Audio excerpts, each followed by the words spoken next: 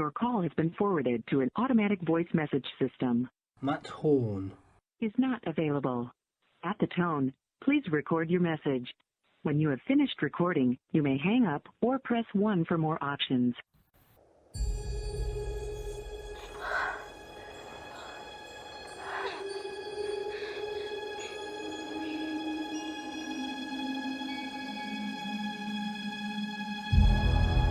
We're lost. No kidding.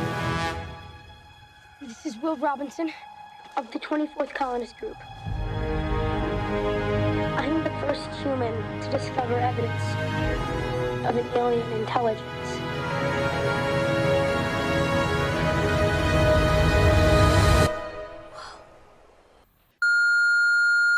Hey Matt, got your voicemail. I thought we were going to talk about Lost in Space today. You know, I made my cup of tea and I'm all ready. So I guess I'll try and call you back.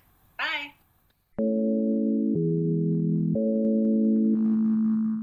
So on the line, we have Amelia Burstyn talking to us. From where are you talking to us from, Amelia? From Vancouver, Canada. Really? Yep. See, now here's the interesting bit. I want to share something with you, Amelia. I want to go to Canada. Yeah. Right? And I'm thinking of either going to Vancouver, obviously, do it, or Toronto. Okay. See, they're very different. If you're an outdoorsy type of person, Vancouver is definitely the place to go. I mean, it's absolutely beautiful. But if you're into the more metropolitan stuff, then Toronto is a fantastic city. So Vancouver is basically Smallville then? Yep, totally. Right. Which is why it was filmed in Vancouver, probably. Yeah, they're like, we don't need all these extra civilians around. Let's go to Vancouver where there's beautiful scenery. So, obviously, you know how the podcast works. Mm-hmm. For anyone who's never heard of the podcast before, this is what happens.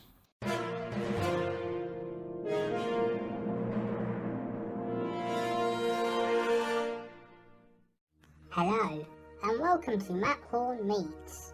I am a computer, the Hawk 1000. I am here to tell you how the podcast works. Throughout the interview, both Matt and the interviewee will be selecting objects for use in the final part of the podcast. It should be noted at this point that the interviewee's responses are real and at time of recording, and none of the objects have been selected beforehand. Thank you, and goodbye. And that's it. So, Amelia, how confident are you feeling? You know what? I think I can do it. I believe in myself. That's good. To start off with is the first object. It's got to have something to do with the new Netflix series Lost in Space. Okay, golly. I guess I'm gonna pick... Can I pick a spacesuit? Yes, you can. Yeah! Yes, you can. Okay, so with regards to Lost in Space, where do I start here? It's such an interesting idea to reboot, and yeah. I'm gonna share with the listener here, and I'm not gonna offend you by saying this, Amelia.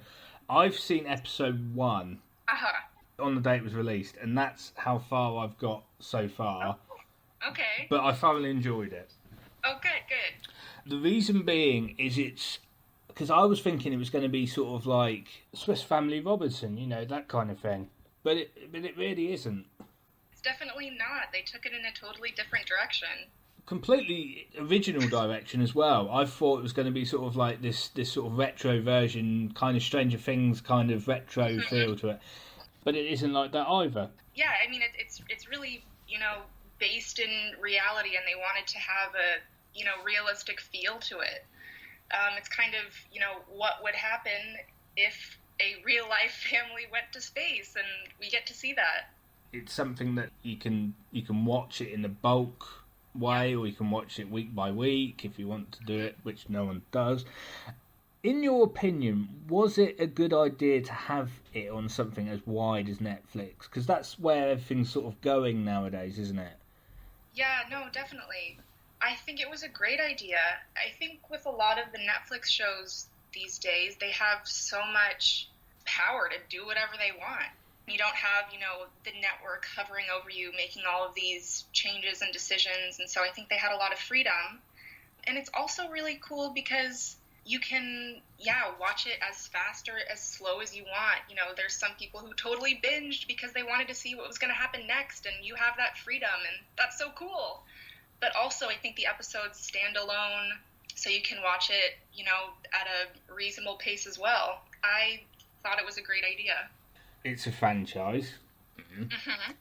Did you know much about the franchise before signing on? Everyone has heard Danger Will Robinson, and I kind of knew where that came from. I actually watched, some YouTube of the original series when I first got the part, because I was like, what am I signing on to? What is this? But then I, found this huge community, and I thought it was so cool. And then, of course, some people like to bring up the film version of it. But then again, I think that's vastly different to the series, and that movie's also vastly different to our series. Isn't it a bit weird that it's gone from sort of black and white TV series to the Matt LeBlanc version? Let's be saying enough about that. And now it's gone back to the TV. I don't think any franchise has done that, really, have they? Yeah, they dragged it along for a long time and decided to give it a new life, and I think it deserved it and is time. I mean, now we have all of this, wonderful technology that we can actually see space and recreate a spacecraft, and everything is so realistic. And I think, the original Lost in Space had their version, but now we have a cool, more dynamic version that we can delve into. You probably can't tell us much about your character, but try anyway. Yeah, I mean, you do find out in the first episode that the Robinsons are part of a big group of people who are on this mission to go, to a new planet and start a new life because Earth is dying. And so I am one of those other people. No. Yeah, I play a botanist. Well, obviously they've done the first series. You can watch it on Netflix. Have you heard about the second? I might have heard a little something, but obviously nothing is confirmed. So I don't know the answer to that, but it would be very cool if there was a second season. Exactly. What was it like working with the cast and crew on set? I mean, I feel so lucky to be a part of this project because everyone was so happy to be there. It was an incredible work environment. All the cast was amazing. The crew just were amazing as well, and I met, so many people. Everyone was having a great time. I think everyone really felt that we were really making something incredible and special, and everyone felt lucky to be a part of that. One of my favorite parts of the show was we all had to go to this place in BC called Cache Creek, and it's this little tiny place in the middle of nowhere. It's about a 5-hour drive outside of Vancouver, so it was like a little road trip for the whole crew and the cast. And while we weren't shooting, like when we were done and at night, there was one place to go to in town, and it was called Bar. Not the bar. The bar didn't have a name. It was just Bar. And so we would all go to Bar after, and it was just a nice place to crash, and everyone was relaxed. It was a really good time. I'm just thinking the branding must be pretty unique. Definitely. Very creative. Bar! They get right to the point. Yeah. Bar! No question there. But yeah, it was great. And yeah, there was like a day where I wasn't shooting, and neither was Ignacio or Raza, who play Don West and Victor on the show. We went to this ranch, and they had kind of an old-timey museum, and we went, and it was just so fun, just hanging out with my castmates and doing random things in this small town. And there's a little final question before we go on to the next part. Have you seen the Lost in Space 98 movie? You know what? I haven't. Oh.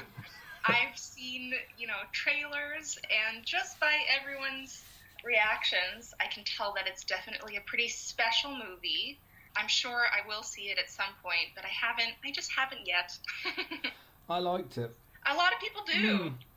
I mean, I like so many types of movies. I'm sure that I would enjoy it, but I just haven't been there yet. One of the things I would like to throw at you is obviously you got Netflix, you got like Star Trek Discovery and Gilmore Girls and all these ones that have been rebooted. And sometimes, just sometimes, they use like previous cast members and that kind of thing. Could you see them potentially using a couple of old cast members from the original series for, like, say, cameos? I think it's in the first episode that this happens. Yeah. In the first episode, we actually see the original Will Robinson. He does a little cameo with Parker Posey, and he's supposed to be the actual Dr. Smith. And so she takes his uniform and takes his spot on the ship, and so that's the original Will Robinson, which is so cool. But I don't know who else they would bring back. I don't think they would recreate any of the old characters just because we already have the new ones, but I'm sure it's definitely not out of their wheelhouse to bring someone else in to do more cameos. Who knows? I don't. Well, it's time for your second object, Amelia. Yes, you've got the choice. Between my 5x5 signed photograph, or what's in the mystery box. Let's go with the mystery box. I'm sorry, I apologize, but I just want to know what's in there. Well, I can tell you that there used to be a husky puppy in the mystery box. Oh. But then it grew up. You get what's in the new gold-plated mystery box. Oh, okay, I'm ready. It is a 5x5 signed photograph of Justin Trudeau. Yes, I've always wanted one. He's doing his phase. So the question that goes with Justin Trudeau's phase is, what made you want to get into acting in the first place? I think it was really a way for me to, I'm sure a lot of people say this, but to really, express myself. As soon as I was in, my first acting class, I said to myself, wow, this is so much fun. Why isn't everyone doing this? I grew up really shy, and my first acting class was in middle school, and it really gave me a place to, open up and be crazy and experience what it was like to, be another person.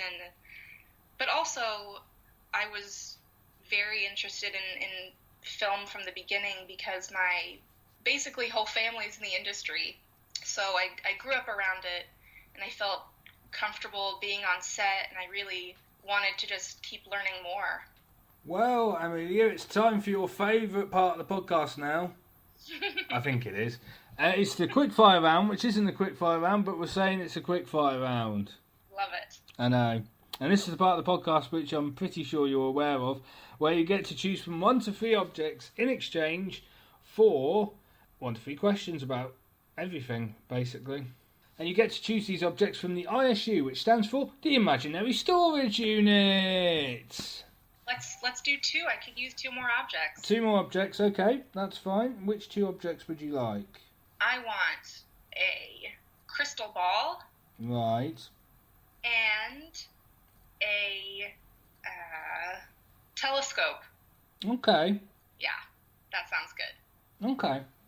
Okay, I've got something already, I think. Already. I don't. Okay, that's good then. So your first question, quickfire round, which isn't a quickfire round, but we're saying it's a quickfire round, is a bit of a personal one to me, actually, Amelia. As people will know, unfortunately, in June I will be 30. So the question is this, Amelia, what advice would you give to me approaching 30? Yeah, you're going to be an old man. I mean, I would suggest definitely getting, a walker and a cane just to get ready. No. I don't know. I think that you should always be making yourself happy and be still reaching for your dreams. That's what I think is most important, just to keep pushing forward, pursue everything that you've ever wanted to do. And I think if you keep doing it, you're going to be happy. That's pretty sound advice. Okay, then, I'll give you an extra question to this. What advice would you give to anyone wanting to get into the industry? To the industry, you definitely have to be sure that you actually want it. I think a lot of people, like the glamorized version of being an actor, but it's not easy and it's not pretty. When you sign up for the job, you have to know that 99% of the time, you're going to be auditioning and not getting the job. So if you're okay with that, then definitely keep working, keep taking classes, keep doing anything that you can do to grow. And yeah, I think eventually you will find some success if you're willing to put in the work. And your second and final question. Oh. I know. It's a two-part question. Which actors and actresses have been your favourites to work with and why? And who would you like to work with in the future? Ooh. Well, I guess if we're keeping it in the Lost in Space world, I was obsessed with black sails. And so when I finally got to work with Toby, I was freaking out. And I was so happy to find out that he was just a phenomenal person. And he was so just joyous to be around. So that was really cool for me. Also, when I was on Defiance, I got to work with Jamie Murray, and she is just an incredible actor. She's so professional, and I think I learned so much from her. And being in scenes with her, she would, give me so much, which was so special, because a lot of the time, if you're just, a co-star or, smaller character, the big actors don't really want to give you the time of day. But she was, with me all the time in our scenes, and so that was really cool. But let's see, in the future, who I'd like to work with? Cillian Murphy. I love him. I think he's brilliant, and that would be an amazing thing to have happen. I was actually going to do a bonus question, because I noticed that you were actually in Palo Alto. Yes. God, that was definitely a big opportunity for me, and it was, such a cool little indie film. Gia Coppola directed it, and I had, all these cool scenes, and then when I finally watched the movie, I was just like an extra in it. Aww. That's okay. At least there's 5 episodes of Lost in Space to enjoy. Yeah, you get to see my little face everywhere. Yeah. There you go. It's time for the improv bit. Okay. So to recap, we've got spacesuits, a 5x5 signed photograph of Justin Trudeau, a crystal ball, and a telescope. And with those objects, you've got to pitch to me an idea for an episode of Lost in Space Season 2. Yeah! Oh, God. Okay. Which has to feature, hang on a second, Toby Stevens and Jamie Murray. Okay. Well, here we go. It's going to be the first episode of Season 2, and Toby is going to... he's still going to be our famed father. But what happens in Season 2? Maureen dies and is replaced by Jamie Murray, Toby's new love interest. But what we don't know is that...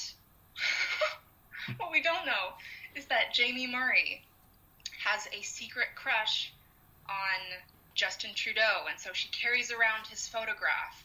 And her mission throughout the entire season is to try to get back to Earth so that she can marry Justin Trudeau. And so, on her journey, she has to take a spacesuit. We also don't know that she's a witch. And so, how she navigates throughout her journey is with this crystal ball to foretell what problems might arise, and she can, sorcery that when it comes. And her secret weapon is a telescope. She actually is Peeping Tom. And yeah, so that's a little taste of season 2 for you. Well, my idea was nothing along those lines. Okay. I'm a little shocked. I thought we were on the same page, but okay. No, my idea was slightly more confusing than yours. Really? Yeah. My idea was that I play a future Will Robinson.